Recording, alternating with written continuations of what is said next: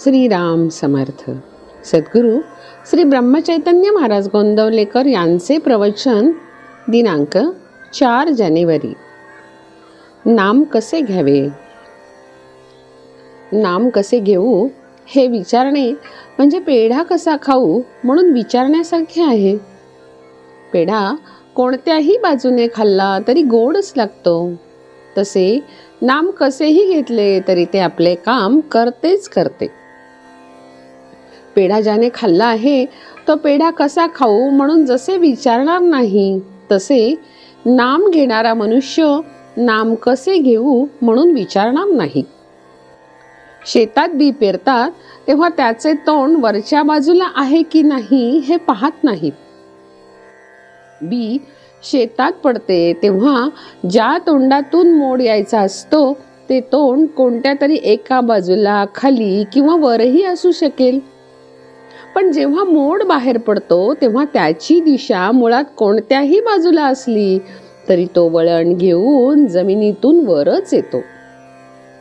तसे नाम कसेही घेतले तरी ते घेणाऱ्याची ते योग्य दिशेने प्रगती करून त्याला योग्य मार्गावर आणून सोडील म्हणून कसेही करून नाम घ्यावे. नाम घेताना कोणती बैठक असावी किंवा कोणते आसन घालावे हा प्रश्न म्हणजे श्वासोच्छ्वास करताना कोणत्या तऱ्हेची बैठक असावी असे विचारण्यासारखा आहे. समजा एखाद्याला दमा झाला आहे तर तो काय करतो? तो अशा तऱ्हेने बसण्याचा किंवा पडण्याचा प्रयत्न करतो की जेणेकरून श्वासोच्छ्वास कष्टाशिवाय व्हायला मदत होईल. म्हणजे श्वासोच्छ्वास सुलभ रीतीने कसा चालेल हे त्याचे ध्येय असते आणि मग त्याकरिता देहाची बैठक कशीही ठेवावी लागली तरी चालते.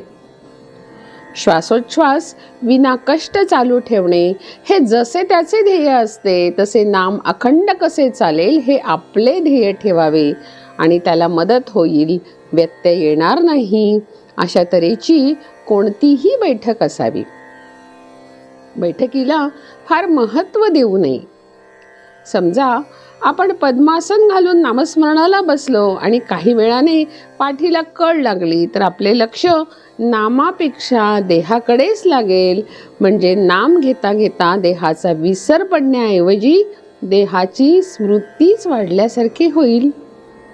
म्हणून नामस्मरणात खंड न व्हावा हे ध्येय ठेवून त्याला अनुकूल अशी ज्याच्या त्याच्या प्रकृती धर्माप्रमाणे कोणतीही बैठक ठेवावी. भगवंताच्या नामाला शरीराचे कसलेही बंधन नाही, हेच तर नामाचे महात्म्य आहे. मनुष्याच्या कोणत्याही अवस्थेमध्ये भगवंताचे स्मरण सहज ठेवता येण्याचे एकच साधन आहे आणि ते म्हणजे त्याचे नाम होय.